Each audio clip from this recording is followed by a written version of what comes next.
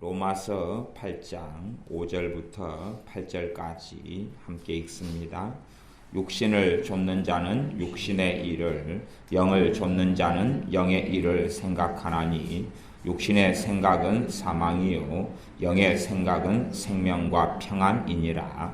육신의 생각은 하나님과 원수가 되나니 이는 하나님의 법에 굴복치 아니할 뿐 아니라 할 수도 없습니다. 육신에 있는 자들은 하나님을 기쁘시게 할 수 없느니라. 아멘. 하나님의 말씀을 통해서 우리는 가치관을 만들어내야 됩니다. 하나님의 말씀을 통해서는 우리는 우리를 움직이는 핵심 가치를 만들어내야 합니다. 아이들이 예를 들어 인터넷 쇼핑을 합니다. 아니면 인터넷 웹 서핑을 하지요. 우리 은혜 같은 경우는 인터넷 서핑을 최고 많이 하는 것이 음식 찾기 서핑을 최고 많이 합니다. 그래서 자주 은혜 인터넷 쇼핑하는 걸 보면 떡볶이 만들기, 빵으로 어떻게 베이컨 굽기 막 그런 거 있잖아요. 그 음식에 대해서는 여기저기 항상 서핑을 다녀서 아마 음식에 대해서는 굉장한 취향이 높아진 것 같아요. 아주 고급 요리들부터 시작해서 아주 맛있게 만드는 요리까지 굉장히 많이 서핑을 하죠. 그렇게 이제 인터넷 서핑을 많이 해요. 음식에 대한 것을. 그렇게 하다 보면 만들어지는 가치관들이 몇 개가 있을 거 아니에요. 그렇죠? 그 은혜를 움직이는 동력원들이 있을 거 아니에요. 그럼 그 중에 하나는 이제 잘 그게 사용되어지면 우리 은혜가 최고의 요리 전문가가 될 수 있을 거예요. 왜냐하면 어쨌든 요리라는 것이 굉장히 중요한 가치가 되면서 요리에 대한 지혜와 아이디어를 얻을 수 있고 요리에 대한 창의력을 준비할 수 있어서 우리 은혜가 앞으로 인생을 살아나가는데 요리에 대한 전문적인 지식이나 기술이나 아니면 그에 대한 폭넓은 사고방식을 가질 수도 있고 그렇게 하는 것을 얻을 수 있을 거예요. 또 그것이 이제 잘못된 방식으로 흘러가면 먹는 것에 대한 탐심과 탐욕으로 말하자면 먹는 것에 올인하는 먹는 것을 위해서 그것이 핵심 가치가 될 수 있어요. 은혜를 움직이는 동력원 중에 하나가 먹는 것이 될 수 있다 그런 말이에요. 그러면 지금 정도면 우리 은혜가 일단은 내가 보기에는 제 생각에는 A급 신부감이에요. 물론 아직도 신부감이 되려면 한 10년은 더 있어야 되지만 키도 크지 얼굴도 이쁘지 성격도 좋지 그러니까 A급 신부감이에요.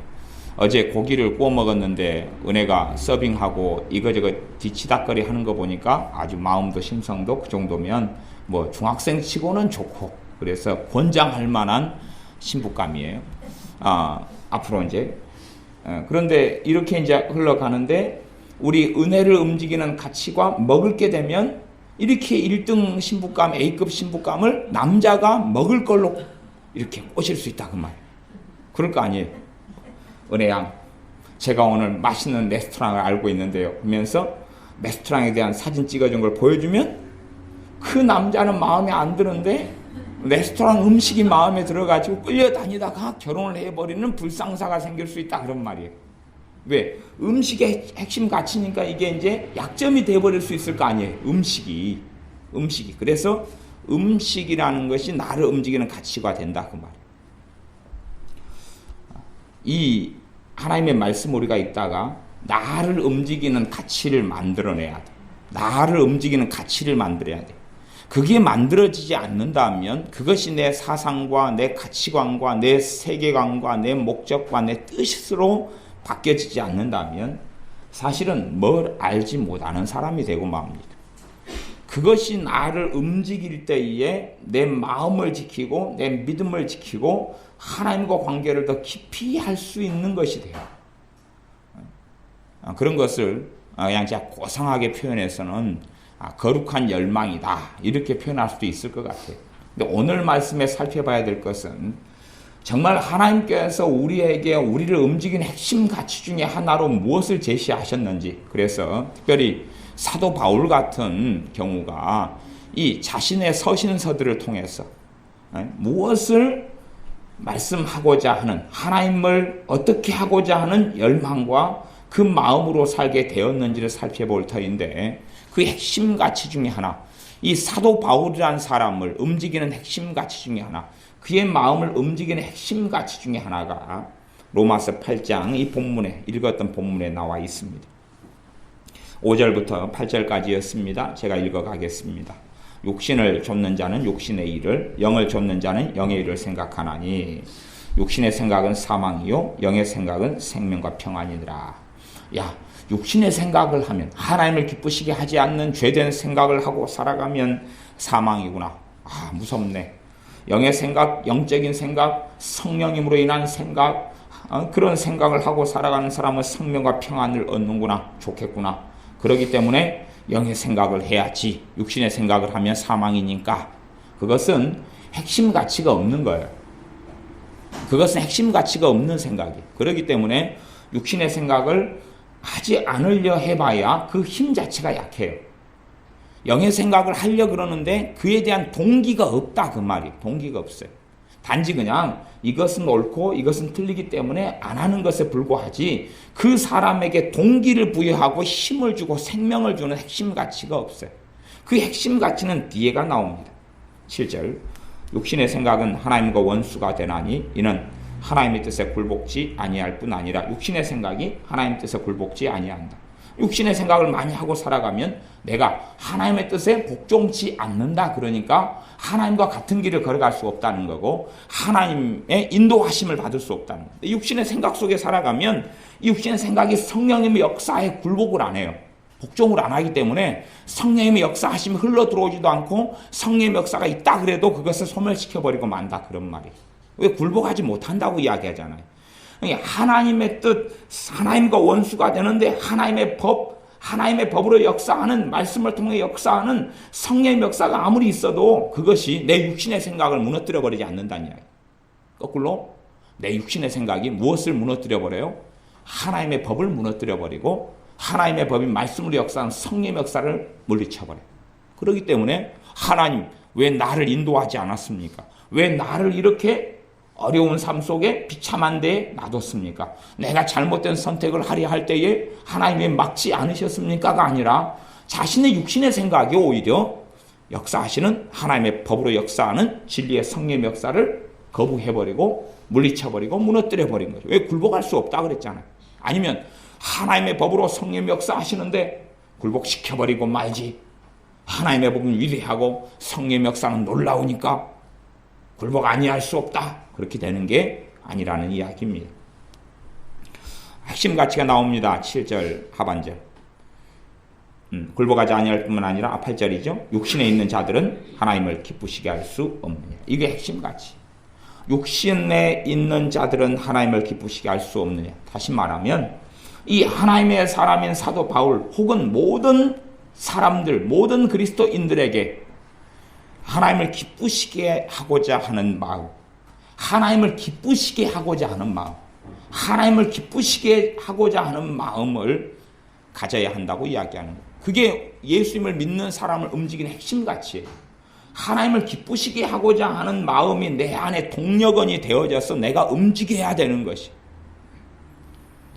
하나님 말씀을 읽고 또한 예배드리고 기도하고 신앙생활을 해나가면서 우리를 움직이는 핵심 가치가 많이 만들어졌어요. 그것이 내게 동력원이 되어야 한다는 이야기입니다. 많은 예수님 믿는 사람을 만나보면 그 사람을 움직이는 핵심 가치 동력원이 단지 그냥 물질적인 것인 경우도 아주 많아요. 겉으로는 신령하고 겉으로는 주님을 사랑하는 것처럼 여겨지지만 이 세상에 보이는 것에 너무 큰 비중을 두고 있어요. 이 세상에 보이는 것에 비중을 둔다는 이야기는 그 사람이 가지고 있는 자기를 움직이는 동기부여된 사상과 가치관이 눈에 보이는 것에 있다는 이야기예요. 그러면 그것 때문에 내가 기뻐하고 그것 때문에 내가 서러워하고 그것 때문에 울고 그것 때문에 탄식해요. 핵심 가치가 그거니까. 예를 들어 많은 사람들은 자신의 핵심 가치 중에 하나가 행복이에요. 행복. 자기를 움직이는 동력원이 행복이에요. 행복이 무엇보다 중요해요. 그러면 겉으로 볼 때 불행이 내가 닥치고 불행이 있으면 그 사람은 불행이 있다면 행복이라는 것을 내가 정말로 원하는데 내가 현실적으로 느끼기에 불행이다면 비참하겠죠. 그것만큼 절망스럽겠죠. 환경적으로나 가정적으로나 뭐 부부 관계적으로나 부모 자식 간의 관계적으로나 물질적으로나 내가 불행하다, 행복하지 못하다. 그러면 그 비참함은 굉장히 크게 느껴질 거예요. 그 다음에는 할 수 있는 가장 간단한 것은 뭐냐 그러면 나의 불행의 원인이 누구냐? 누가 책임져야 되느냐? 어떤 사람에게 책임을 뒤집어 씌울까? 책임 전가하는 대상을 찾죠. 그렇게 찾아야지만이 자기는 무죄가 되거든요. 나는 무죄가 될 거 아니에요. 남편이 당신 범인이야. 그러면 자기는 자신의 불행에 대한 책임이 없게 되니까 얼마나 안전하고 스스로 의로워지고 깨끗해지겠느냐 그런 말이에요. 아니면 자식 너희들 때문에 아들 딸 너희 때문에 내가 불행해졌어. 너희들만 없다면 내가 불행하지 않을 텐데 책임을 떠넘겨버리고 책임을 전가해버리면 자기는 거룩해지고 의로워지겠죠. 그러나 실상은 그 사람을 움직이는 것이 자기 행복이라는 핵심 가치, 그게 동력원이 되어가지고 그 자신의 행복을 찾으려고 달려나가는 삶이 되고 말고 그것은 주님께서 자신의 목숨을, 자신의 생명을, 자기를 주님보다 더 사랑하는 사람이 되고 많은 길을 걷게 되기도 합니다. 정말로 나를 움직이는 핵심 가치가 뭐냐 하는 것이지. 우리 이제 초등학교, 중학교, 고등학교 이런 애들의 신앙생활은 사실은 별거 없어요. 저녁에 기도 끝나고 예배 끝나고 함께 30분을 기도하든 1시간을 기도하든 저는 얘들의 신앙 자체는 절대 무겁고 깊이 있게 볼 수 자체는 없습니다. 별로 의미가 없어요. 왜냐하면 얘들이 신앙생활을 10년을 해도 얘들은 말씀을 통해 핵심 가치를 자신의 가치관으로 못 만들거든. 그건 만들지는 못해요. 아니, 만들 수 있는 사람은 있겠지요. 그러나 먹고 마시고 놀고 즐기고 먹고 싸는 것이 얘네들 핵심 가치 중에 하나죠. 그러니 그 핵심 가치가 있는 한은 하나님께서 원하시는 정말 중요한 가치관이 그 사람을 사로잡지를 못해요. 내가 중요하게 여기는 핵심 가치가 있잖아요. 남자들 중에 하나는 자존심, 핵심 가치, 자존심 핵심 가치. 그러면 하나님께서 원하시는 정말 중요한 핵심 가치가 마음속에 생기질 않아요. 이미 자리 잡고 있잖아요. 다른 것이 자리 잡고 있잖아요. 사실은 이 명예욕이라는 것은 정말로 무서운 것입니다. 보통 사람들이 그 세계 속에 잘 뛰어들지 않는 사람들은 명예욕이라는 게 그 사람의 목숨을 버릴 만한 가치가 있는 핵심 가치인 것을 잘 알지 못해요. 그러나 그것을 좀 맛본 사람들은 명예라는 것이 얼마나 중요한 것인지를 체감하고 절감합니다. 그럼 우리는 명예 때문에 남이 나에게 굳은 말하고 싫은 말 하는 것을 견디지 못하지요. 최소한은 내 이름이라는 유명한 인물이어서가 아니라 내 명예 때문에 그런 것이지요. 자신의 이름이 모욕되는 것을 못 견디게 하고 자신에게서 내가 무고한 말과 무고한 소리를 듣는 것을 못 견뎌하기도 하지요. 사실은 자기를 지키려는, 자기의 명예를 지키려는, 자신의 이름을 깨끗하게 지키려는 명예욕이 발동하고 있는 것인데 그 명예욕은 그 속에 깊이 들어가 본 사람은 목숨을 버릴지언정 자신의 명예를 버리지 않습니다. 그래서 자살하는 사람들 가운데 많은 사람이요, 자신의 명예 때문에 자살을 합니다. 자신의 명예 때문에 자살을 해요. 자신의 이름에 수치스러운 일이 발생했기 때문에 그걸 볼 수가 없어요. 그러니까 참을 수 없어요. 자신의 이름에 수치를 가져왔어요. 유명한 사업가예요. 자기를 아는 사람들은 다 자기를 그래도 당신 성공했다고, 잘 됐다고, 그리고 인생의 보람을 느끼고 살아왔는데 어느 때에 자신의 사업이 무너지고 회생할 그런 가능성이 없게끔 보여요.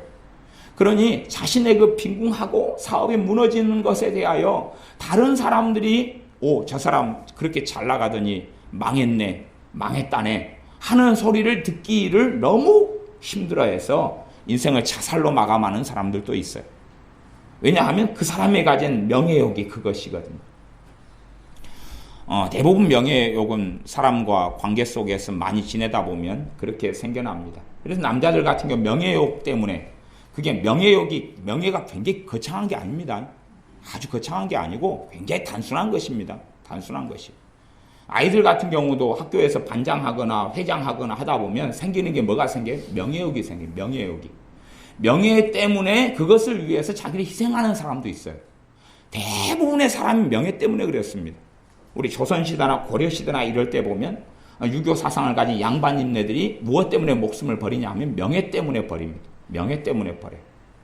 명예 중에 하나는 족보에 올라와 있는 이름. 또 우리 과거에 어릴 때 되면은 족보에 우리 조상이 누구누구였다 하는 명예. 그래서 세상을 살다 보면 이제 그 세계 속에 들어가는 사람은 명예라는 것을 가지게 돼요. 내가 어떤 산악회다. 산악회 안에 들어가 있다. 그 가운데 뭘 가지게 돼요? 명예를 가지게 돼요.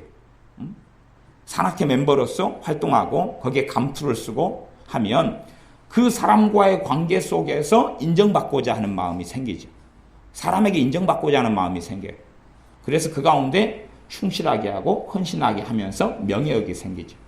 우리 예배당, 우리 믿는 사람들의 모임인 이 교회라는 시스템 속에서도 명예욕이 그 사람들을 사로잡을 수가 있어요. 믿는 사람들을 사로잡는 것 중에 하나가 명예욕이 사로잡는다니까요. 목사님들 같은 경우는 아마 제 개인적인 생각은 절반 이상이 명예욕에 사로잡혀 계셔요. 절반 이상이. 이게 상상외로 명예욕이 아주 강합니다. 명예욕 중에 하나는 이름 있는 학위를 받고자 하는 것, 이름 있는 신학 대학원을 나오고자 하는 것, 이름 있는 학위를 가지고자 하는 것, 그리고 명예욕 중에 가장 큰 것 중에 하나는 박사 학위를 가지고자 하는 것. 그래서 좀 여유가 되는 목사님들은 박사 학위를 받으려고 어마어마한 돈을 투자하고 쏟아붓습니다. 그 박사 학위를 받으려고 하다 보니까 목사님들 가운데 수천 명은 가짜 박사 학위에 그 논란 속에 들어가 있습니다. 사실은 그래요. 제가 아는 목사님들도 많은 분들이 그 가짜 학위, 말하자면 우리나라 교육부에서 인정하지 않지만 어디 해가지고 겉에 타이틀로서 어디 신학 박사 그렇게 할 수 있는 그 세계 속에 들어가 있어요. 그건 일반적인 목사님들의 명예욕이고, 그 다음에 예배당 안에 믿는 교회 안에서는 이제 그 다음에 목사님의 박사학위 명예욕 말고도 명예욕 때문에 목사님이 되시는 분이 있어요. 신앙생활 하는 사람들은 이 목사라는 직함 자체를 계급으로 생각하는 분들이 의외로 많이 있으세요. 그래서 가장 높은 계급을 차지해야 되겠다. 그게 섬기는 것이고 봉사하는 것이라는 걸 이해하기보다는 내가 목사라는 직함만 받으면 하나님의 나라에서 혹은 하나님께 가장 큰 인정을 받을 거야 하는 생각을 가지고 목사라는 직함을 얻으려고 그 명예욕 때문에 그 길을 걷는 사람이 많은데, 남자분들은 당연하게 많고, 왜? 남자들은 여자보다 훨씬 더 명예욕에 많이 자신의 이름에 많이 목숨을 거는 경향이 있기 때문에 그렇습니다. 여자분들 가운데도 여자 목사님들이 되시는 분들이 지금은 굉장히 많은데, 의외로 그들 가운데 명예욕이, 사명감이 아니라 하나님께서 나를 부르셨기 때문이 아니라 명예욕 때문에 그 길을 걷는 분들이 의외로 아주 많은 것을 봅니다.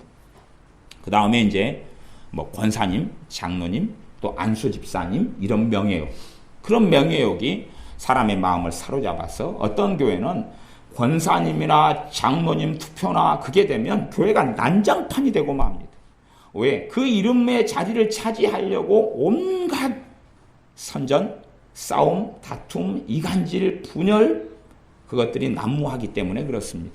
그러니 믿는 사람들이라 해서 그 명예욕에 한번 사로잡히면 그 함정을 본래 별로 벗어나지는 못합니다. 그래서 우리가 이 명예욕이라는 것이 나는 거기에 자유로워, 그렇게 돼서는 안 됩니다. 여러분이나 사실은 저는 절대 자유롭지 못합니다. 자유롭지 못해요. 그래서 자유롭지 못하다는 걸 알고 경계를 해야 되는 것이지, 나는 거기에 자유로워, 결코 그렇게 안 됩니다. 우리 지연이 같은 경우도 사실은 어떤 면에서는 명예욕이, 지연이도 그것은 모든 사람이 가지는 공통적인 거예요. 죄의 문제가 아니라 그것이 나를 얼마나 사로잡느냐 하는 거예요. 그러면 지연이가 같이 회사에서 근무하는 직원들 가운데서 평점이 나오고 평가가 나온단 말이에요. 평가가 나올 때에 좋은 평가가 나올 때는 막 시연이가 기뻐해가지고 좋아해서 어쩔 줄 몰라요. 이번에 100점 만점 맞았어요, 평가에서. 그게 사실 명예욕 때문에 그러는 거거든요. 그 다른 부수적인 요인들도 있어요. 있는데 사실 그것 때문에 몇 번 맛보다 보면 그 감격에 취해요. 그리고 그것이 동력원이 되어서 공부를 열심히 하는 사람도 있어요. 아이들이. 그건 꽤 괜찮은 명예욕이 잘 쓰인 경우예요. 저 같은 경우도 명예욕 그것 때문에 공부를 정말로 열심히 해서 기초 실력 부진해서 많이 성적이 오른 일이 있기 때문에 명예욕이나 그것 자체를 저는 악하거나 죄라고 보진 않아요. 그게 죄가 어떻게 되겠어요? 근데 문제는 그것이 이제 나를 움직이는 동력원이 되어져 버릴 때, 그리고 그것이 항상이나 혹은 자주 움직일 때 심각한 죄가 되어져 가는 것이지요. 예수를 믿는 사람들이 가져야 될 동력원이 무엇이냐? 8장 8절입니다. 육신에 있는 자들은 하나님을 기쁘시게 할 수 없느니라. 하나님을 기쁘시게 하고자 하는 열망, 하나님을 기쁘시게 하고자 하는 열망. 제가 그래서 아이들의 신앙은 믿을 수 없다 하는 것이 뭐냐 하면 그런 열망을 말씀을 통해서 기도하는 걸 통해서 만들어내질 않아요. 하나님 말씀을 통해 내 핵심 가치, 나를 움직이는 가치관으로 하나님을 기쁘시게 하고자 하는 것을 만들어내진 않아요. 왜냐하면 이미 핵심 가치가 안에 들어가 있거든요. 그래 교육받거든요. 예를 들어 너 공부만 잘하면 돼. 공부만 잘하면, 영어만 잘하면 나중에 뭐든지 하고자 하는 것을 할 수 있을 거야. 핵심 가치가 누구를 위한 인생을 살라는 것이죠. 너를 위한 인생을 살아. 공부 잘하면 내 행복하게 될 거야. 사실은 아이들이 교육받는 핵심 가치는 너 공부만 잘해봐. 인격? 필요 없어. 공부만 잘해봐. 영어만 잘해봐. 그러면 다른 건 다 따라올 거야. 아이들이 학교에서나 집에서나 어쨌든 교육받는 핵심 가치는 공부예요. 공부만 잘하면 돼. 인성이고 인격이고 뭐 그런 건 다 필요 없어. 아니 그건 부수적으로 도움은 되겠지. 한 20대, 30대 직장인들, 특별히 여성 직장인들을 사로잡고 있는 핵심 가치 중에 하나는 외모입니다. 외모. 그래서 회사 휴가 때나 되면 다 외모 때문에, 그것 때문에 성형수술을 많이 합니다. 휴가 때 되면 성형수술을 해서 얼굴이 콧대가 높아지고 귀가 길쭉해지고, 귀가 길쭉해진 수술 하는가요? 하겠죠. 뭐 안 할 리가 있는가요? 귀가 길쭉해지고, 그 다음에 코도 피노키오처럼 길쭉해지고. 왜냐하면 피노키오가 너무 부러웠거든요. 코를 길게 늘리고 막 그렇게 광대뼈를 깎고. 그래서 저는 여자들 최고 무섭게 생각해요. 세상에 어떻게 광대뼈를 깎을 수 있나? 그 담대함, 그 믿음, 그 확신. 광대뼈를 어떻게 깎겠어요? 기계로 깎을 거 아니에요. 이 벗겨가지고. 광대뼈를 드드드드드 드릴로 깎을까요? 대패로? 근데 그걸 딱 견디는 거예요. 그래서 제가 여자분들을 존경하지 않을 수가 없어요. 아니 얼굴을 변화시키려고 하지만 광대뼈를 깎아요? 그건 놀라운 일이에요. 정말로 존경스러울 수밖에 없어요. 저는 얼굴의 변화를 위해서 광대뼈를, 물론 광대뼈가 참 상처가 많이 됐기 때문에 그 상처가 너무 극심해서 그냥 깎는 길을, 마음의 아픔이 더 크기 때문에 그렇게 선택하실 수 있는 분들은 있으시다고 생각해요. 그분들 말고 보기에는 그래도 크게 나쁘지 않은데 그럼에도 깎기를 결단하고 실천하시는 분들은 굉장히 대단하신 거죠. 외모라는 어떤 것이 그 사람을 가지고 있는 핵심 가치예요. 그 사람을 움직이는 가치, 그 사람을 움직이는 가치. 그것에 따라서 모든 걸 판단하는 거예요. 그 핵심 가치가, 가치관이라는 건 뭐냐 그러면 내가 쓴 안경이란 말이에요. 안경. 내가 쓴 안경이. 빨간 안경을 쓰면 세상이 어떻게 보이죠? 빨간색으로. 파란 안경을 쓰면 파란색으로 보이는 거예요. 파란색으로 보여요. 그게 나를 움직이는 핵심 가치라는 것이, 나를 움직이는 가치관이에요. 어제 우리 지혜가 억울하다고 울었어요. 약간의 눈물을 흘렸어요. 지혜가 억울하다고 약간의 눈물을 흘렸어요. 그러면 이제 그 가운데 하나는 뭐냐 그러면 어떻게 억울하게 됐냐 그러면 고기를 굽고 먹고 놀고 한 20명이 놀았어요. 그 가운데 이제 어쨌든 20명이 놀고 먹고 고기 구워 먹고 하다 보면 챙겨야 되고 준비해야 되고 서빙해야 되고 다 그렇게 해야 되잖아요. 집 옥상에서 막 파티를 벌였으니까 고기를 막 한 10근 20근 사다가 그냥 구워 먹고 그렇게 했으니까 그래야 될 거 아니에요. 물론 어른들이 다 했지 아이들은 크게 한 건 없어요. 그런데 이제 자잘한 심부름을 시키잖아요. 애들이 뒷마무리도 좀 도와줘야 되지. 애들이 지그들 먹을 것만 먹고 그냥 배 두들기고 누워버리면 어떻게 하겠어요. 그러니까 자잘한 걸 시키면 이제 제가 보기에 5가지를 해야 돼요. 5가지를 해야 돼요. 그러면 5가지를 해라. 5가지 해라 구체로 말하지 않았지만 5가지를 해야 돼요. 근데 지가 한 가지를 했어요. 한 가지를 했어요. 그래서 이제 왜 5가지를 하지 않고 한 가지만 했느냐 그랬어요. 제가 요약해서 대화를 하자면 그러면 지혜가 뭐라 했냐면 나 한 가지도 힘들어 죽겠단 말이에요. 그리고 울었어요.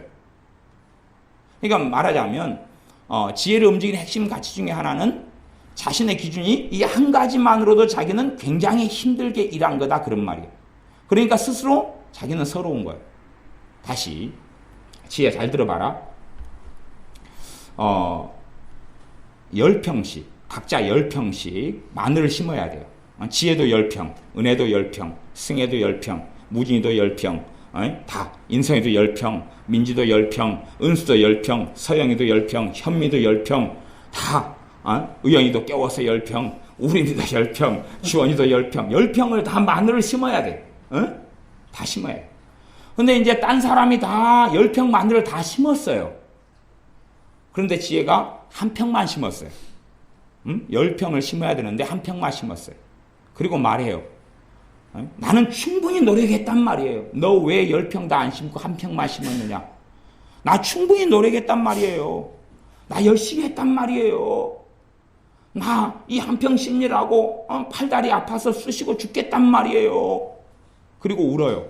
그러면 지혜가 그렇다면 지혜에게는 한 평 심은 것이 굉장히 어렵고 힘든 일이었다고 스스로 느끼지만 그건 객관적이에요? 주관적이에요? 주관적이죠.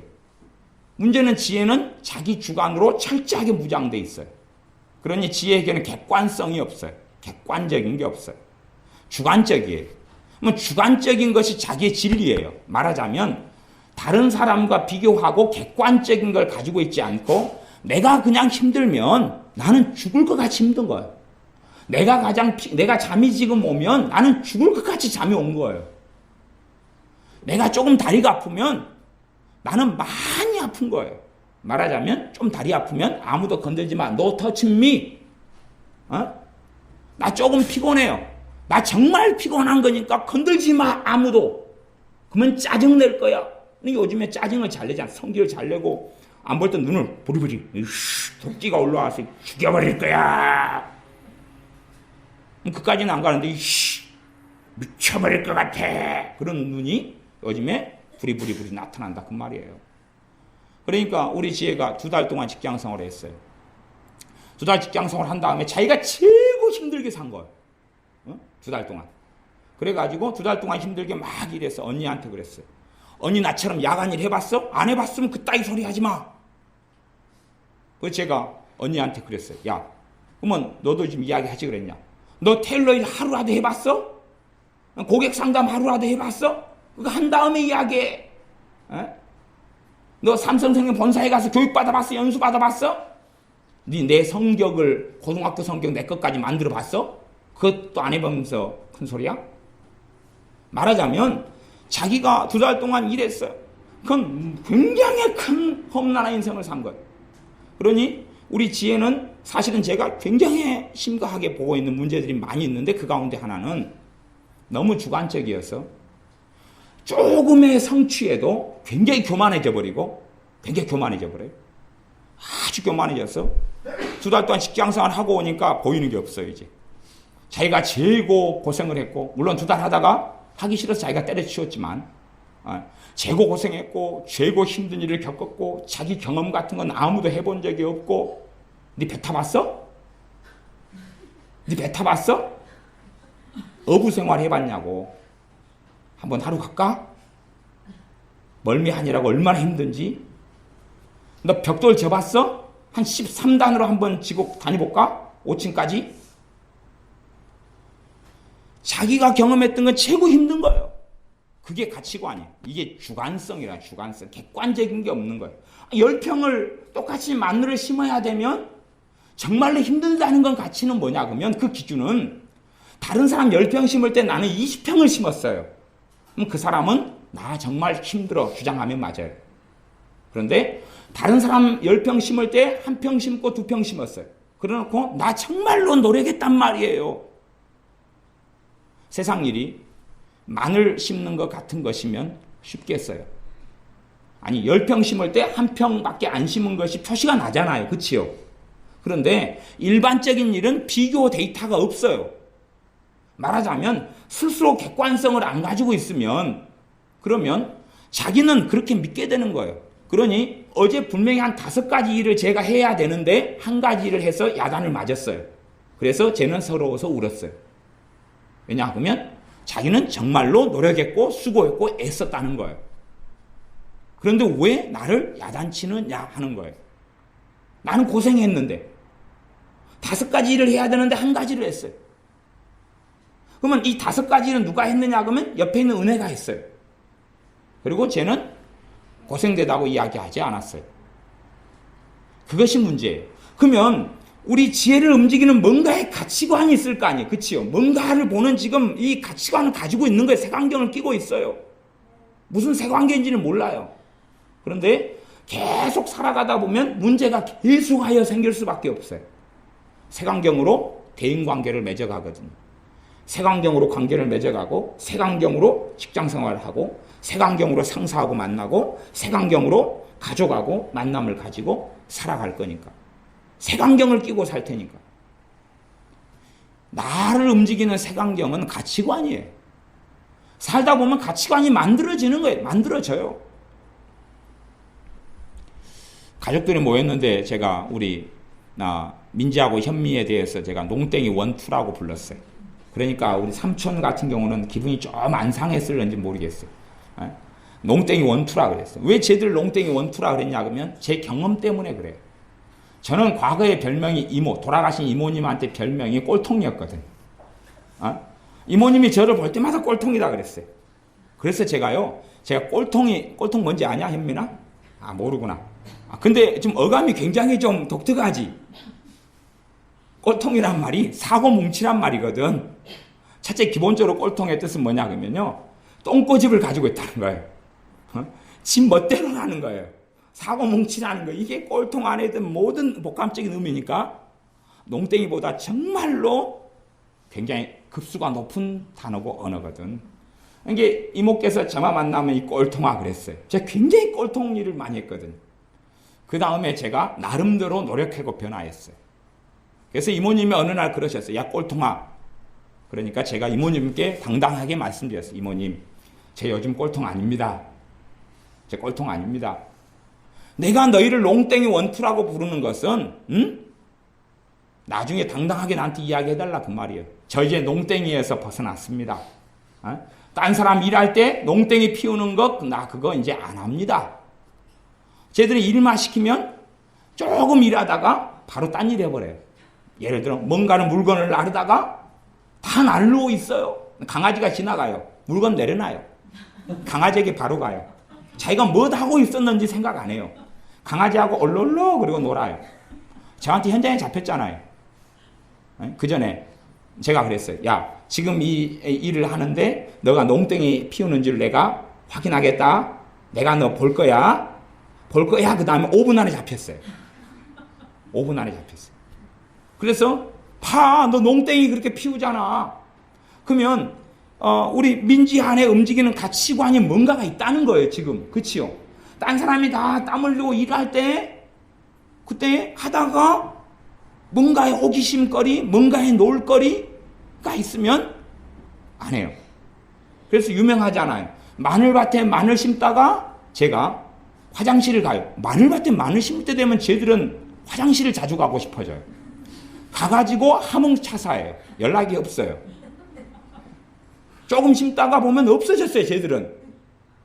그거 나타나질 않는다는 소식이 막 멀리서까지 들리고 그럴 때들이 있었어요. 그 실종된 애들의 경찰에 신고했다고 그러고 농담으로요. 그러니까 뭔가에 움직이는 가치가 있을 거 아니에요. 그치요? 그 사람을 그렇게 움직이고 행동하게 되는 뭔가가 있을 거 아니에요. 5가지 일을 해야 되는데 한 가지만 해놓고도 나는 할 도리를 다 했단 말이에요. 서러워서 우는 지혜를 움직이는 뭔가가 있을 거 아니에요. 그치요? 가치관이. 그럴 거 아니에요. 은혜는 5가지 일을 하면 5가지 일 해놓고 이제 어떨 때는 그랬어요. 어떨 때는 왜 나만 시켜요? 그럴 때도 있었고 어떨 때는 그래놓고 더 할 일 없어요. 그럴 때도 있었어요. 그러니까 더 할 일 없어요 라고 할 때 보면 은혜 안에 움직이는 가치관이 건전하고 좋은 가치관이 있다는 걸 알 수가 있어요. 물론 어떨 때는 서러워가지고 하지만 그거야 이제 은혜가 아직 어리니까 성장 과정 속에 있으니까. 나는 지혜에 대해서는 내가 그런 이야기를 하는 것은 너가 이제 19살이잖아. 19살이야. 19살이어서 너를 움직이는 가치관이 우리 우림이나 주원이나 아니면 현지나 또 의현이나 얘네들이 가지고 있는 가치관하고 똑같은 걸 가지고 있으면 안 되는데 똑같은 걸 가지고 있거든. 의현이가 6살인데 의현이하고 개모임 해야 될지도 몰라. 의현이를 움직이는 가치관이 있을 거 아니에요. 그치요? 오늘 유람선을 탔는데 의현이 때문에 방송 나왔잖아요. 아까 막 아저씨 운전하는 아저씨가 막 배운전한 선장님이 성질 나가지고 마이크 방송하고 막 그랬어요. 의현이가 한시도 쉬지 않고 막 그 유람선이 위험하잖아요. 거기를 막 계속 빙빙 돌고 막 배회하는 거예요. 그러니까 이제 빠질까봐 왜 어른들은 애를 가만 방치해두냐. 저는 계속 의현이가 뺑뺑 돌기 때문에 이걸 어떻게 하지 못하고 제가 위험할까봐 계속 지켜보고 있었거든요. 제가 그래서 왜 제가 창밖에 머리를 내밀고 이렇게 자꾸 보고 있나 의현이 보고 있었거든요. 의현 눈으로 이제 보고 걔를 따라다니고 있었어요. 그랬더니 마침내 선장님이 성질 나가지고 애 좀 잡으라고 하면서 막 방송을 해드리는 거예요. 그러니까 의현이가 가지고 있는 핵심 가치가 있을 거 아니에요. 그러면 자기가 막 빙빙 배에서 이제 열심히 달려간 유람선에서 도는 것이 자기 재미인 거예요. 재미. 이렇게 촐랑거리고 저리 촐랑거리고 돌고 막 그게 재미인 거예요. 핵심 가치인 거예요. 거기에 누가 방해하면 안 되는 거겠죠. 그 가치관은 자라고 성장하면 어떻게 해야 돼요? 버려야 되죠. 사도 바울이 고린도전서 13장에 내가 어린아이 때는 말하는 것과 생각하는 것이 어린아이와 같다가 장성한 자가 커서는 어린아이 때 것을 버렸다고 이야기했어요. 어린아이 때의 생각, 어린아이 때 가치관이죠. 어린아이 때의 일, 행동을 버렸다고 그랬어요. 그러면 사람이 자라가면 현미 너가 자라간다는 것은 어린아이 때의 행동과 습성을 버리고 내 나이에 걸맞는 더 성장하고 성숙한 가치관을 가져야 된다는 이야기예요. 그 가치관을 가져야지만이 성장하는 거예요. 성장하는 거. 지혜 너가 성장한다는 것은 의현이가 가지고 있는 가치관하고 똑같은 걸 가지고 있으면 너는 몸은 컸는데 성장하지 못하는 거예요. 헌신하는 것, 그래서 희생하는 것도 배우고 섬기는 것도 배우고 그런 걸 배워야 된다 그랬잖아요. 그래서 사실은 너희 삼촌이 있어서 어제는 내가 많이 야단을 안 쳤어. 그 5가지를 해야 되는데 1가지 해놓고 찔찔찔 짜고 있어서 제가 거꾸로 삼촌이 있기 때문에 위로를 해줬어요. 너를 많이 야단치는 건 아니다마는 야 생각 좀 해봐라 그러면서 이야기를 했어요. 지는 서러운 거예요. 서러운 거예요. 이건 제가 어제 봤을 때는 정신병에 든 걸로 저는 봤어요. 여러분 생각은 어떠세요? 딴 사람이 밭을 10평을 다 마늘밭에 심어놨는데 자기도 10평 심었는데 1평만 심어놓고 서럽게 힘들다고 울고 짜고 있으면 다리가 아픈 장애인이거나 다리가 병이 생긴 사람이 그러고 있으면 이해를 해요. 그치요? 똑같은 사지육신이 멀쩡한 사람이 다른 사람은 10평 마늘을 심었는데 1평 심고 너무 아프고 힘들고 노력했고 애썼다 그러면 둘 중에 하나지요. 근데 가장 기본적으로 의심할 수 있는 게 정신병을 의심할 수밖에 없어요. 그럴 거 아니에요. 정신병이겠죠. 딴 사람이 10평 심었는데 자기는 그 시간에 1평밖에 안 심어놓고 그 다음에 힘들다고 서럽다고 울어요. 어제 그 상황을 제가 봤어요. 정신병인데 일단은 나중에 정신과 상담을 나중에 꼭 데리고 가보세요. 약을 먹어가지고는 안 될 것 같아요. 정신과 상담 화수은 기독정신병원에 제가 추천서 써드릴게요. 한번 상담을 한번 받아보셔야 돼. 이게 진지하게 한번 상담을 받아보셔야 돼요. 왜냐하면 유아기적 사고, 퇴행이라 그래요. 어린아이가 가지고 있는 가치관과 생각을 그대로 가지고 못만 컸어요. 몸만. 아이가 가지고 있는 생각, 가치관을 그대로 가지고 못만 컸어요. 지금도 동화 속에 살잖아요. 동화 속에는 언제까지만 살아야 돼요? 의연히 나이 때까지 살다가 조금 있으면 벗어나야 돼요.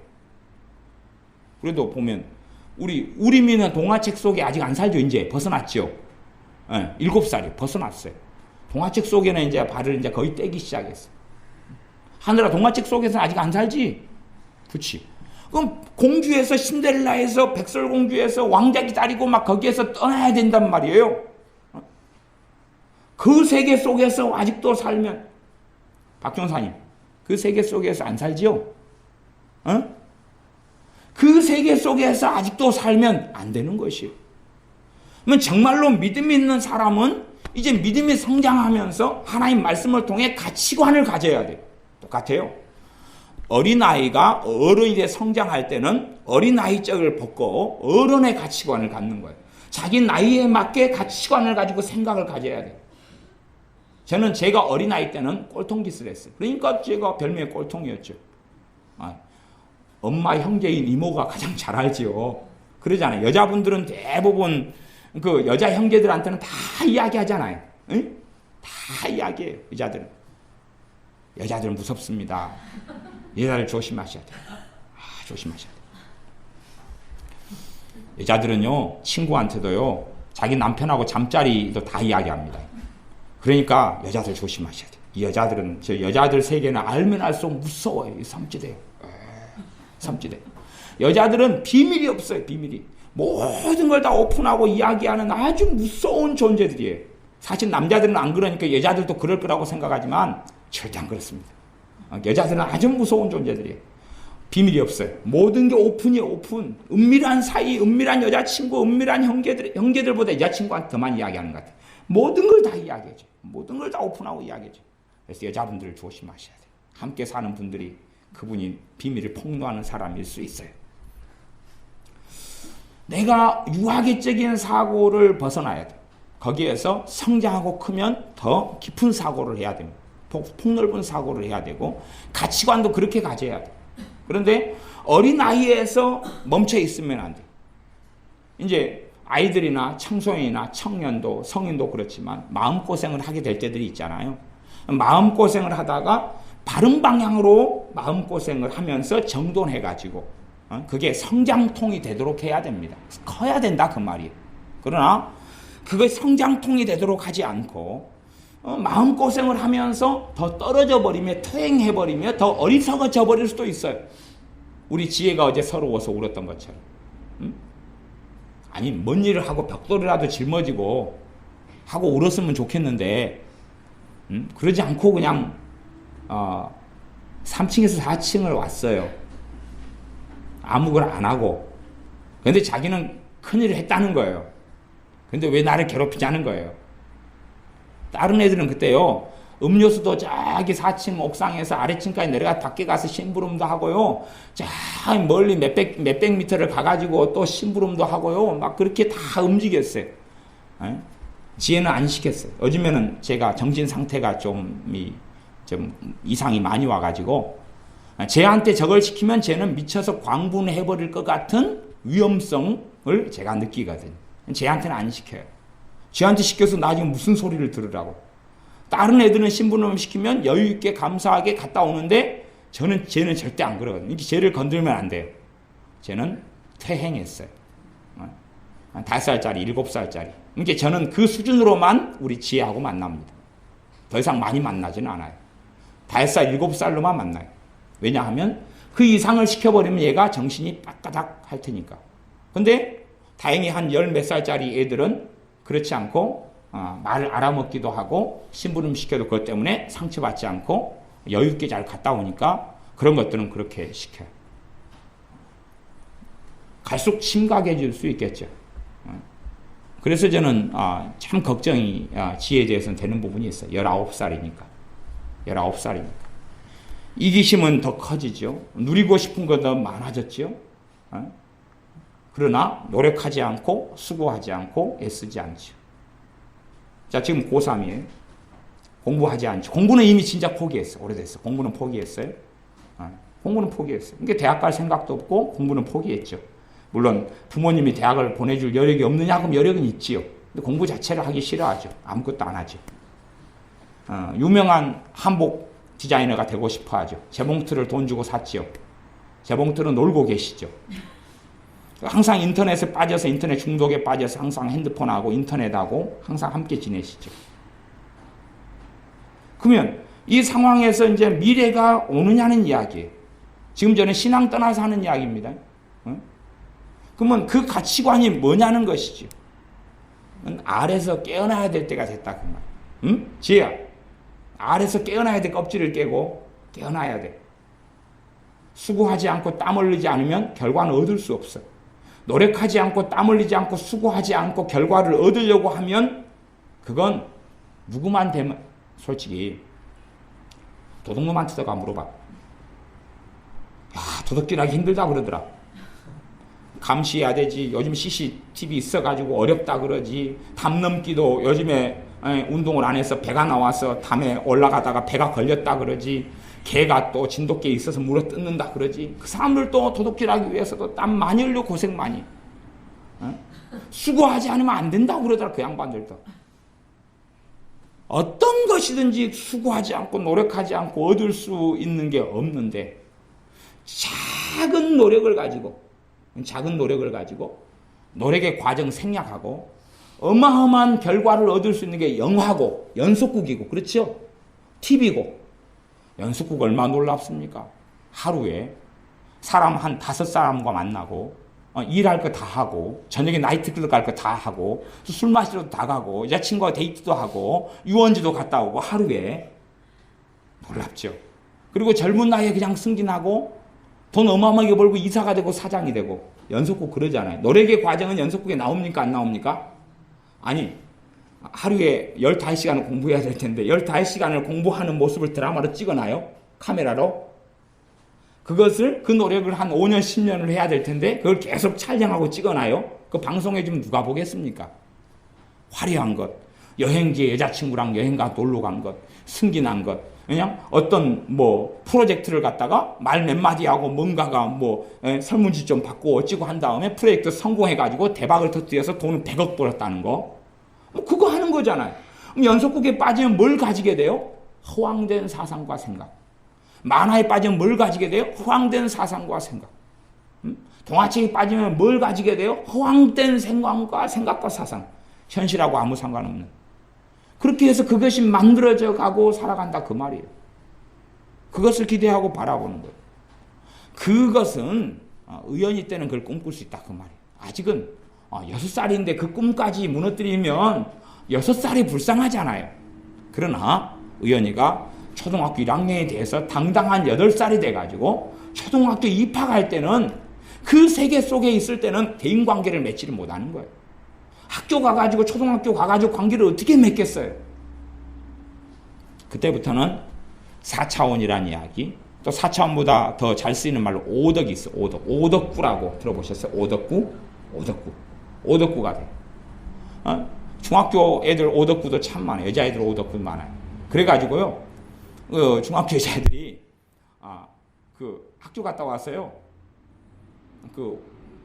일본 애들 옛날에 만화 있잖아요. 미니스커트 입고 막 옷을 본 거예요. 세일러문 이 옷을 단체로 5명이 입고요. 다 학신을 돌아다니고 들어와요. 오덕구, 일본 오덕구. 이상해. 머리도 이상한 머리로, 만화에서 나오는 머리로, 일본 만화에 나오는 머리로 다 만들어가지고 10명이 쫙 교동호거리를 돌고 들어오고 그래요. 고등학교까지 오덕구로 가요. 오덕구. 뭔가에 빠져가지고 그 사상과 가치관에 완전히 흡수돼가지고 거기에서 나오는 행동, 말, 언어, 생각, 생활 속으로 빠져들어가 버리는 거예요. 그렇게 돼버리면 신앙생활하고 예수 믿어요. 하나님 말씀으로 인한 진리의 가치관이 들어올 자리가 없어요. 이미 다른 것이 자리 잡고 있기 때문에 그래요. 그러니까 우리 안에 하나님 말씀을 통해서 내 안에 가치관을 만들어내야 된다고 그랬어요. 하나님 말씀을 통해서 내가 가져야 될 동력은 동기가 무엇이냐 하는 것이, 무엇이냐 하는 것이. 이 하나님의 사람인 사도 바울을 사로잡고 있는 가치관은 8장 8절에 육신에 있는 자들은 하나님을 기쁘시게 할 수 없느니라.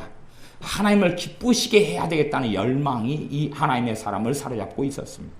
하나님을 기쁘시게 해야 되겠다. 하나님을 기쁘시게 해야 되겠다. 하나님을 기쁘시게 해야 되겠다. 그것이 이 하나님의 사람의 마음에 가지고 있는 열망이, 어떻게 내가 하나님을 기쁘시게 할까? 어떻게 내가 하나님을 기쁘시게 할까? 하나님을 기쁘시게 하기 위하여 내가 육신의 생각과 내가 육신에 있는 것을 내가 멀리하고 주님을 따르는 여정을 걸어야 되겠다. 하나님을 기쁘시게 하기 위하여. 짧게 이 성경 몇 구절을, 이 부분을 찾아보시면 여러분이 정말로 이 하나님의 사람의 마음을 사로잡고 있었던 것이 하나님을 기쁘시게 하고자 하는 열망이구나 하는 것을 발견하실 수가 있을 겁니다. 로마서 다음에 고린도전서를 봐보겠습니다. 고린도전서 7장입니다.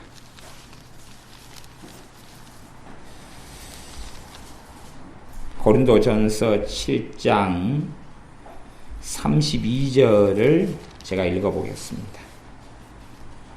7장 32절, 너희가 염려 없기를 원하노라. 장가가지 않은 자는 주의 일을 염려하여 어찌하여야 주를 기쁘시게 할꼬 하되, 33절, 장가간 자는 세상 일을 염려하여 어찌하여야 아내를 기쁘게 할꼬 하여 마음이 나누이며.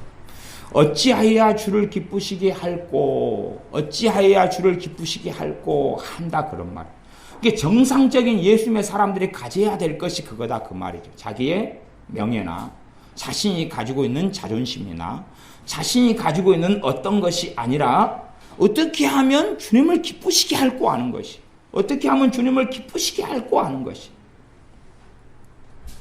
그저께 우리 지연이하고 지연이 모친님하고 한탕 싸울 일이 있었어요. 한탕 잠깐 막 열붙어가지고 두 모녀가 싸워가지고 1분 돼 가는 직전에 제가 스톱했어요. 스톱, 멈춰라 그랬어요. 멈추고 둘이를 갈라서라 그랬어요. 권투하면 둘이 너무 달라붙으면은 파이팅 해가지고 뒤로 물러게 하잖아요. 아고 뒤로 물러가게 했어요. 근데 이제 저 모녀간이 가지고 있는 건 뭐냐 그러면 둘이 간혹가다 한 번 붙거든요. 모녀간이 몸무게도 안 되지. 어쨌든 모녀간이 한 판 붙어요. 한 판 붙으면 저 모녀간이 붙을 때는 누가 오르냐예요. 누가 오르냐예요. 저 모녀간이 붙으면 내가 오르냐 틀리냐는 사실은 중요해, 안 중요해요? 안 중요해요. 저 모녀간은 내가 오르냐, 누가 오르냐, 엄마가 틀렸어, 아니면 너가 틀렸어, 그래가 이기는 게 중요해. 핵심 가치예요. 제 양반들 한 판 붙으면 그거 안 중요합니다. 너가 옳은 게 중요한 것 같아? 그거 안 중요해. 말싸움 이겼으면 뭐 할 거요? 뭐 할래? 칭찬해 줄 것 같아? 하나님께서? 어이구, 말싸움 이겼네, 잘했어, 너 357전, 너 200승, 뭐 몇 패, 몇 무, 뭐 그렇게 해가지고 하나님이 기록해줘가지고 말싸움 이기는 게 중요해요? 말싸움 이겼어, 내가 상대방을 깨갱시켰어, 뭐 하겠다는 거예요? 내가 옳은 게 중요해요? 저 사람이 틀렸는데 왜 나한테 그래? 그게 중요해요? 진집사님 그게 중요해요? 싸움에서 이기는 게 중요해요? 권투 선수가 되시고 그러셨어요. 씨름을 하시든지,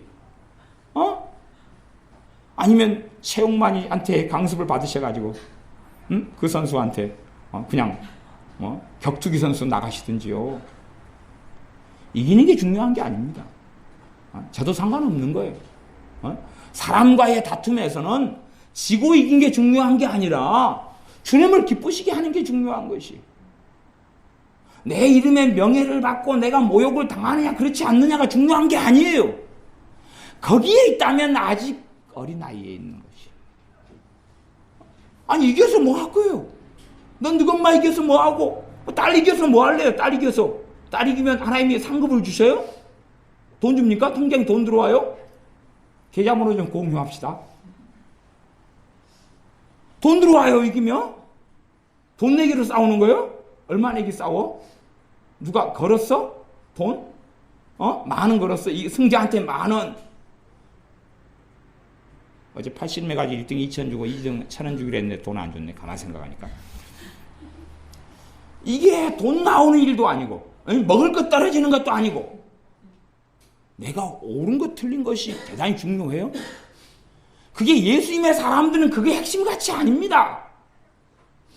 저는 옛날에요, 정말 오랫동안이다 그러면 최소 10년 단위로, 저는 제가 이기는 게 중요했어요. 그때까지는 저를 움직이는 핵심 가치였어요. 최소한 20살부터 30살 때까지. 저를 움직이는 게 내가 오르면 질 수 없다는 거예요. 내가 오르면 질 수 없다는 거예요. 이게 내가 옳고 저 사람들 틀렸어요. 진리의 문제 말고. 그럼 들이받아버렸어요. 들이받았어요.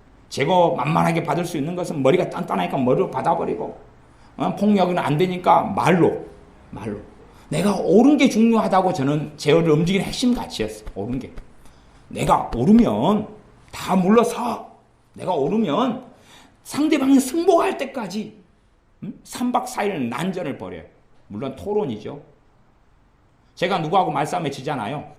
연구해요. 하루를. 다시 만나요. 다시 싸워요. 지잖아요. 3일을 연구해요. 3일 뒤에 다시 갑니다.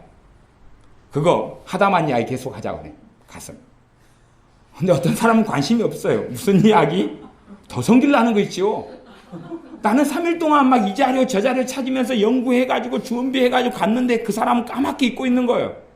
나는 3일 동안 잠은 그래도 잤긴 했지만은 잠을 줄여가면서 연구했는데, 그렇게 저는 이 언어적인 개싸움을 한 10년 했어요. 이기고 지는 것이 그렇게 중요한 것이 제 안에 어느 때에 헛된 것이, 그걸로 하나님을 기쁘시게 할 수 없는 거예요.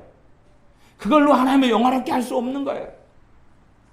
아직은 이제 지연이하고 지연이 모친님은 젊으시기 때문에 아직은 뭐 개싸움 정도는 한 10년 정도 하셔도 될 거라고 생각해요. 뭐 지연이도 아직 젊은데 뭐 싱싱한 20살에 개싸움 한번 하고 나면 그 다음에 두 분이서 마귀 충만되셔가지고 마귀야 놀자 그러고, 그것이 이제 문제로다. 그것이 문제로다. 저는 막 언어적으로 옳고 누가 지고 이기고 해서 마귀 충만됐던 그런 건 아닌 것 같은데 저분들은 마귀 충만으로 가시더라고요. 어쨌든 근데 내가 옳으냐 틀리냐는 별로 중요하지 않아요. 그거 핵심 가치로 사는 분들은 슬픕니다. 아직 어린아이를 별로 벗지 못하는 것이. 어린아이를 별로 벗지 못해. 내 명예로 사는 사람은 내가 억울한 누명을 쓴 것 같은 거 벗으려 그러는데 그거 별로 중요하지 않습니다. 애먼 소리를 듣고 누명을 썼다. 그걸 벗는 거 그렇게 대단한 거 아닙니다. 대단한 거 아니에요. 왜냐하면 그런 누명은 주님께서 때가 되면 벗겨주실 거예요. 뭐 이 땅에 살면서 못 벗으면 어때요? 그게 핵심 가치가 아니에요. 내가 그 일이 생겨서 내 마음과 생각과 말과 내 믿음이 하나님을 기쁘시게 하느냐 그렇지 않느냐가 중요한 것이에요. 그 가치를 가져야 됩니다. 그래, 결혼에 대해서는 어찌하여야 주를 기쁘시게 할꼬, 그것이 너희를 움직이는 핵심 가치가 결혼 생활에서 돼야 된다고 말씀합니다. 아내를 기쁘게 할꼬, 남편을 기쁘게 할꼬, 자식을 기쁘게 할꼬, 누군가를 기쁘게 할꼬가 아니라 어떻게 하면 주님을 기쁘게 할꼬. 고린도후서 5장 9절입니다. 고린도후서 5장 9절 제가 읽겠습니다.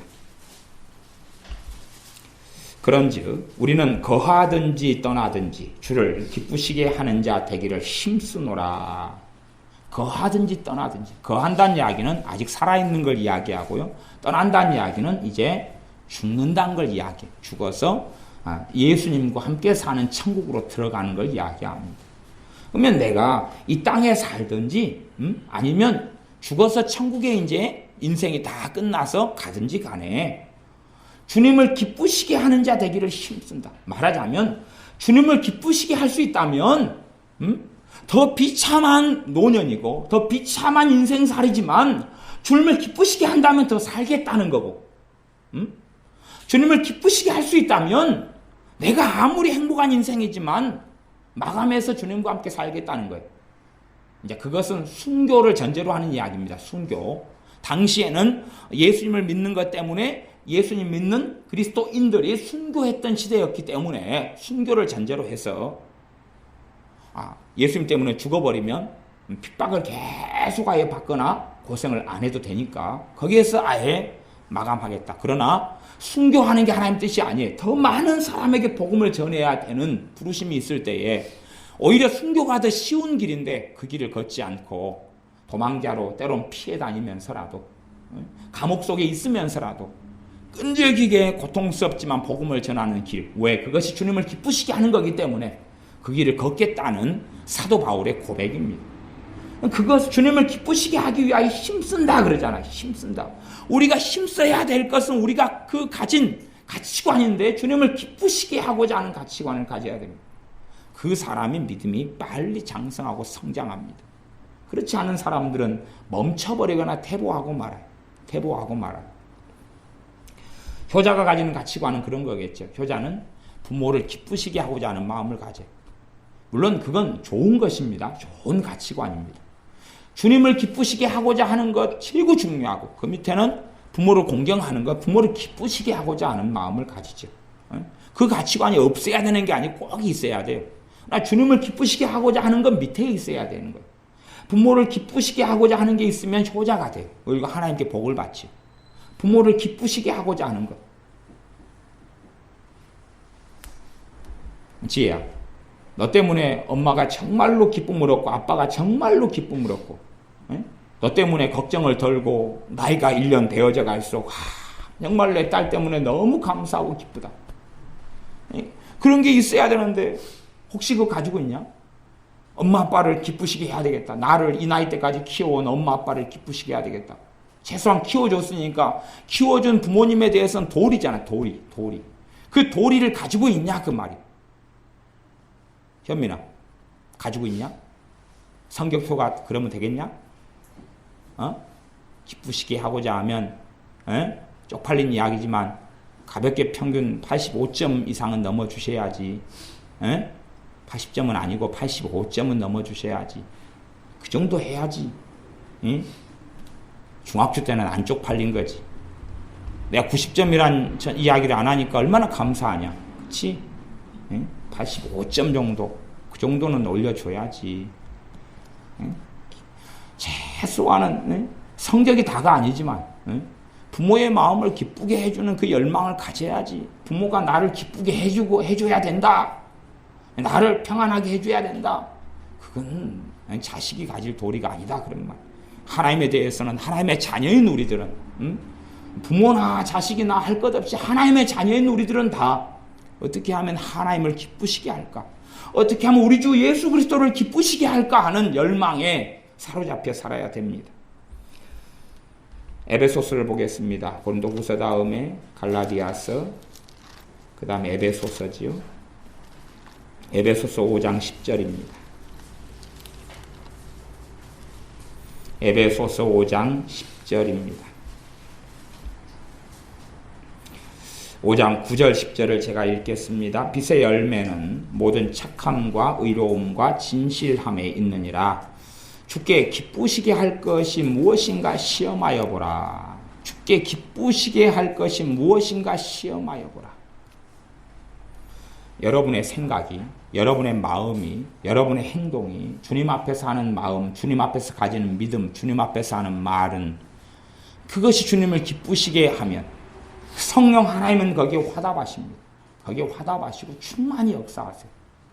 내 말이, 내 행동이 주님을 기쁘시게 하면 주님 앞에서 주님을 기쁘시게 하기 위하여 말하고 마음 먹고 생각하고 행동하면 주님을 기쁘시게 하는 것입니다. 주님께서 기뻐하시면 성령님이 역사하시고 충만케 하셔요.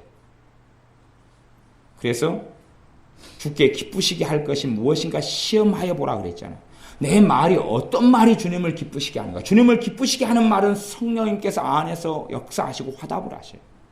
어떤 내 행동이 주님을 기쁘시게 하는가. 내 어떤 생각이 주님을 기쁘시게 하는가.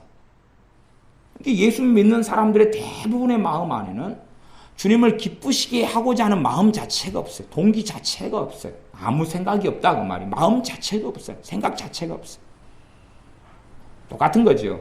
부모가 자식을 위해서 젖 먹이고 똥 기저귀 다 치워주고 그 다음에 먹여주고 업어주고 키워주고 옷 입히고 빨래하고 밥 먹이고 학교 보내고 노심초사하고 자식 늦게 들어오면 사고 났나 어쨌나 걱정하고 학원 보내고 공부시키고 그렇게 자식을 위해 뒷바라지를 해요. 10년을 했어요. 10년 했으면 이제 은수냐? 은수 너가 10년 됐지? 그치? 10살이잖아. 11년 만으로 이제 10년이지요. 11살. 그러면 이제 이 11살, 11년 만으로는 10년 가까이 이렇게 뒷바라지를 받았으면 엄마 아빠를 기쁘게 해드려야 할 터인데 마음이 생겨야지 정상이죠. 자 이제 15년이 갔어요. 15년 15년 민지야 그치? 15년이 갔어.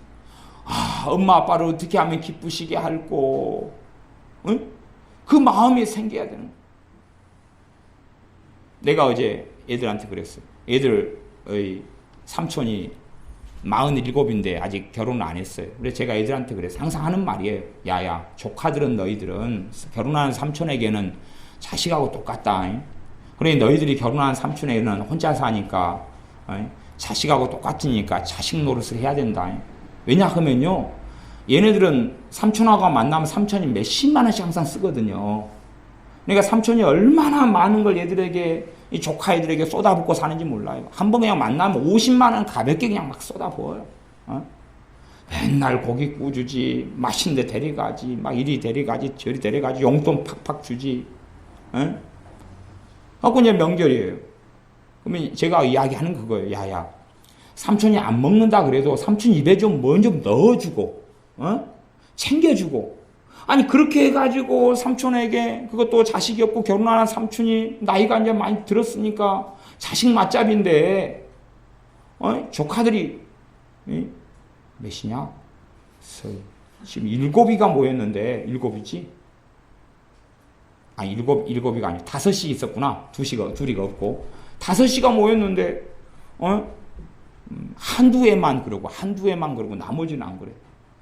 그럼 챙겨줘야 될 거 아니야. 아니 삼촌이 그렇게 오랫동안 베풀고 그렇게 살았으면 이제 최소한은 삼촌을 사랑하는 마음이 생겨가지고 사랑이란 그거잖아요. 그치요? 입에 밤이라도 꾼 거 하나 갖다 넣어주려 그러고 고기라도 한 점 싸가지고 더 이상 배가 불러가지고 삼촌이 아이고 그만 좀 가져와라 나 배 터진다 소리가 나올 때까지 막 입에다가 막 헉 소리가 날 때까지 집어넣고 그래서 최소한 삼촌 마음에 야 조카들이 날 정말로 사랑하는구나. 나 외롭지 않다. 예수님 안 믿는 사람이고 결혼 안 했고 그러면 외로움이 중요하잖아요. 그렇죠?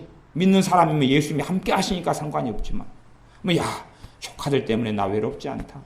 나 조카들이 때문에 내가 지금 아직 결혼하고 있지 않아도 내 자식들하고 똑같은 조카들 크는 걸 보니까 참 행복하다.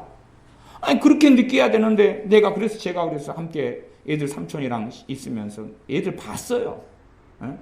그러니까 삼촌 없을 때 제가 한 소리 했잖아요. 야야 너희들이 자식들하고 똑같다 입장이 자식 구실 좀 해라. 제가 쟤네들이 얼마나 삼촌 뼈골을 뽑아먹고 산 줄 알거든요. 그러놓고 배 퉁퉁 두드리고 지 돈 10,000원은 아까워서 벌벌 떠는 애들이 삼촌 돈 50만 나가도 그게 무서운 줄 모르고 그렇게 지금까지 살아왔으면 뭐 민자고 현민이 말고 너희들은 별로 느껴왔잖아. 저쪽에 있는 어떤 클럽을 이야기하는 거지. 그러니까 그걸 알아야 된다 그런 말. 그거 알아야 된다. 그러니까 최소한은 내가 부모님한테 20년 동안 돌봄을 받았으면 그렇잖아요. 그러면 부모님을 기쁘게 해야 되겠다.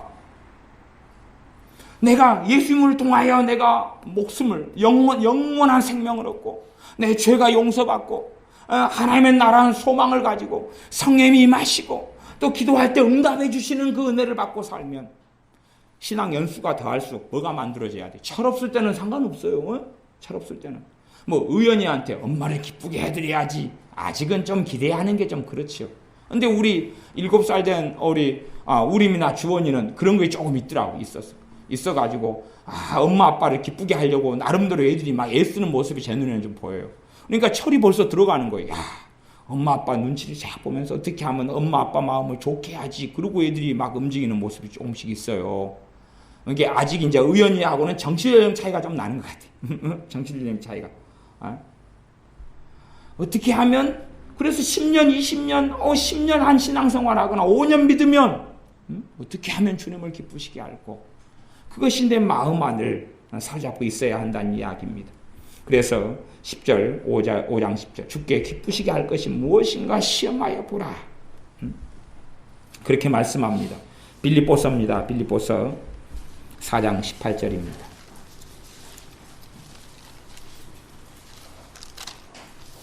4장 18절 제가 읽겠습니다. 내게는 모든 것이 있고 또 풍부한지라 에바브로디도 편에 너희의 준 것을 받음으로 내가 풍족하니 이는 받으실 만한 향기로운 제물이요 하나님을 기쁘시게 한 것이라.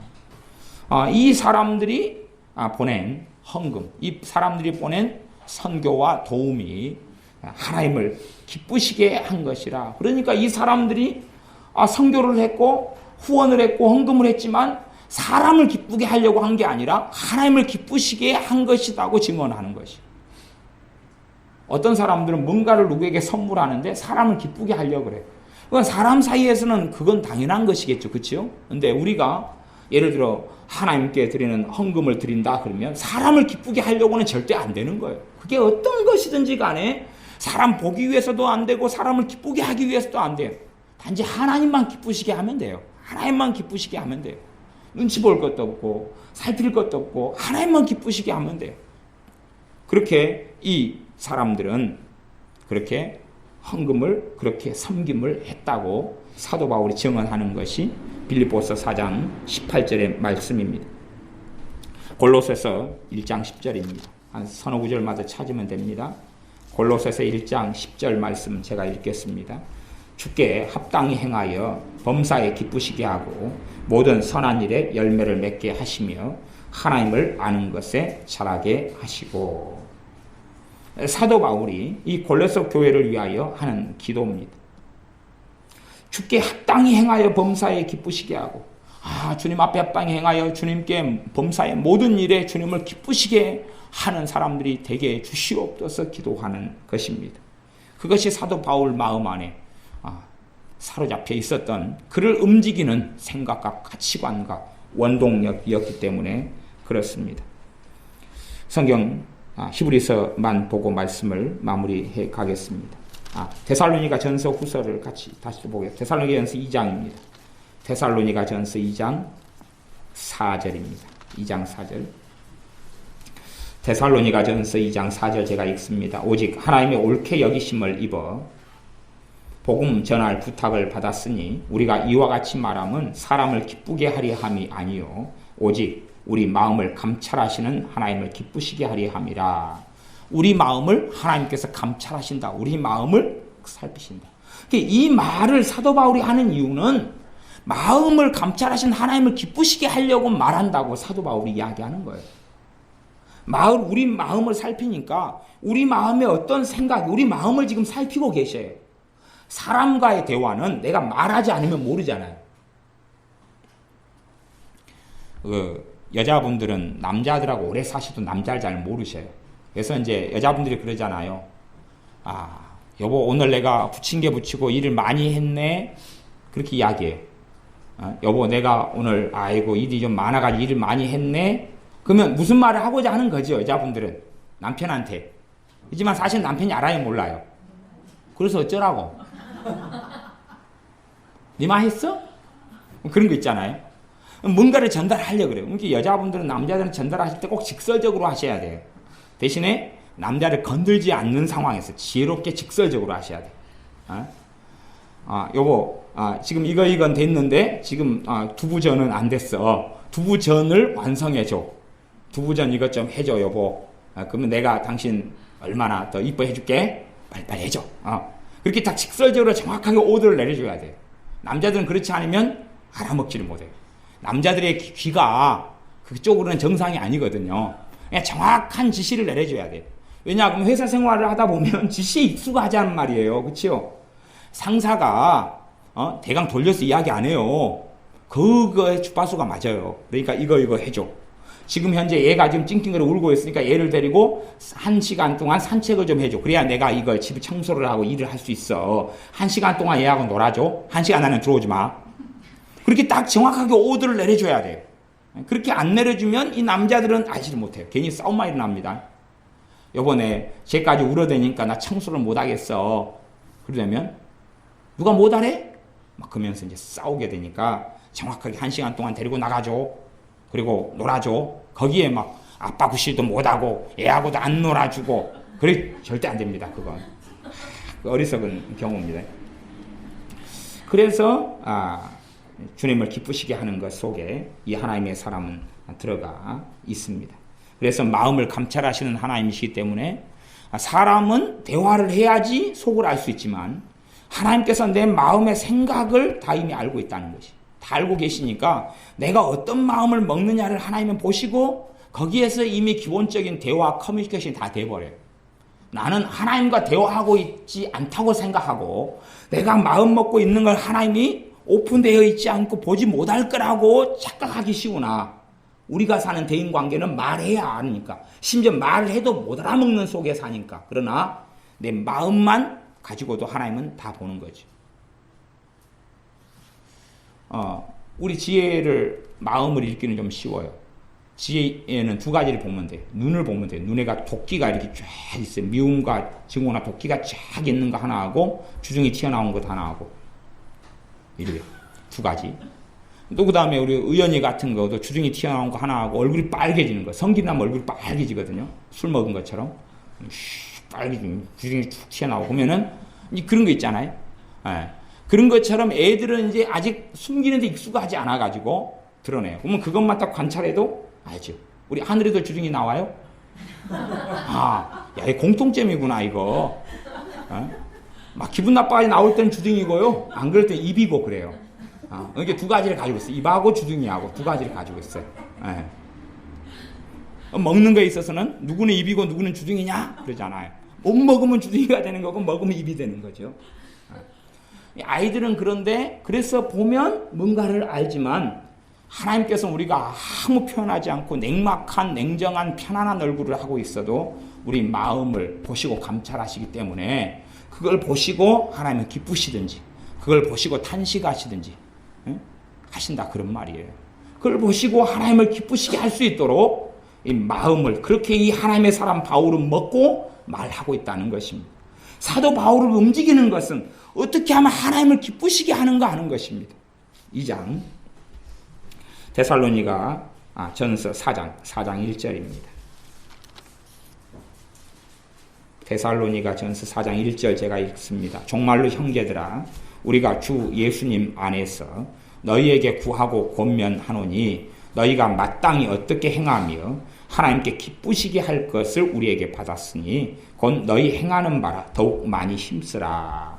이 하나님의 사람들이 사도 바울을 중심으로 한 이 하나님의 사람들이 어떻게 행하며 어떻게 하면 하나님을 기쁘시게 할 것을 우리에게 받았다고 말은 가르쳐 주었다. 우리가 어떻게 하는 것이 하나님을 기쁘시게 하는 거다 그리고 가르쳐 주었다고 이야기합니다. 이렇게 하는 게 하나님을 기쁘시게 하는 거야. 관심 없는데요. 아니 하나님을 기쁘시게 해야 된다니까 이렇게 해야 하나님을 기쁘시게 해. 알았습니다. 우리 안에 움직이는 것이 하나님을 기쁘시게 하는 것이 우리를 움직여야 됩니다. 히브리서 말씀 3개만 더 찾아보겠습니다. 11장입니다.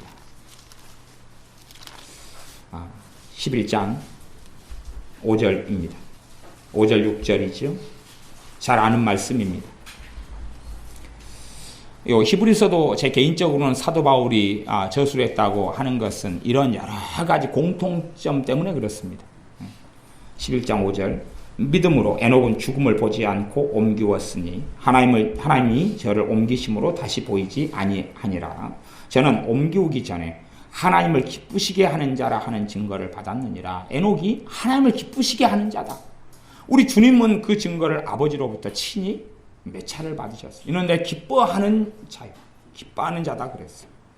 6절 믿음이 없이는 기쁘시게 못하나니. 우리가 믿음이 아니고 불신앙이나 의심이나 두려움이나 하나님에 대해서 내 입에서 나오는 것이 믿음이 아니라 어리석은 말들로 된다면 하나님을 기쁘시게 하지 못한다는 이야기입니다. 12장 28절입니다. 히브리서 12장 28절 이제 마지막으로 찾고 말씀을 마무리하겠습니다. 히브리서 12장 28절 제가 읽습니다. 그러므로 우리가 진동치 못할 나라를 받았은즉 천국이죠. 천국을 예수님을 통해서 받았다. 그런즉 은혜를 받자. 하나님의 나라를 받고 하나님의 자녀가 되었는데 은혜를 더 받아야지만 능력 있게 예수님의 사람으로 이 땅을 남은 생애를 살아갈 수 있다는 이야기입니다. 이로 말미암아 경건함과 두려움으로 하나님을 기쁘시게 섬길지니 경건함과 두려움으로 하나님을 기쁘시게 섬겨야 한다.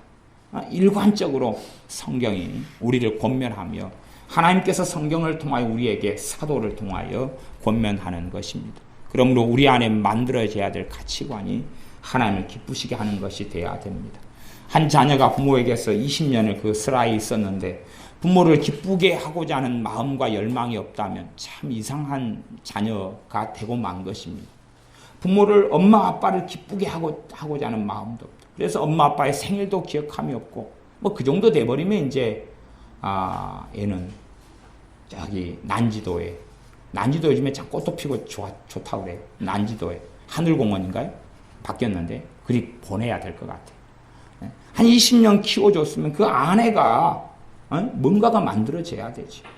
예수님을 믿고 구원을 받았고 주님의 생명을 얻었고 우리를 위하여 산 제물이 주님이 되셨다면 주님을 기쁘시게 하고자 하는 열망을 가지고 나아가 아버지 하나님을 기쁘시게 하고자 하는 그 마음 속에서 우리가 살아나갈 때에 눈을 뜨게 되고 내가 나아갈 방향을 알게 되고 마땅히 걸어야 될 길을 알게 되고 그래서 우리의 인생과 삶에 이 가시 엉겅퀴가 아니라 아름다운 열매를 맺게 될 것입니다. 기도하겠습니다. 아버지 하나님, 우리 안에 어린아이의 생각, 어린아이의 가치관, 나아가 세상적인 가치관, 세상적인 생각으로 그것만 꼭 움켜잡고 이기적으로 살아가는 자녀들이 아니라 하나님 아버지를 기쁘시게 하고자 하는 열망에 사로잡혀 마음을 감찰하시는 하나님 앞에서 길을 걷고 삶을 살게 하여 주시옵소서. 예수님의 이름으로 기도하옵나이다. 아멘.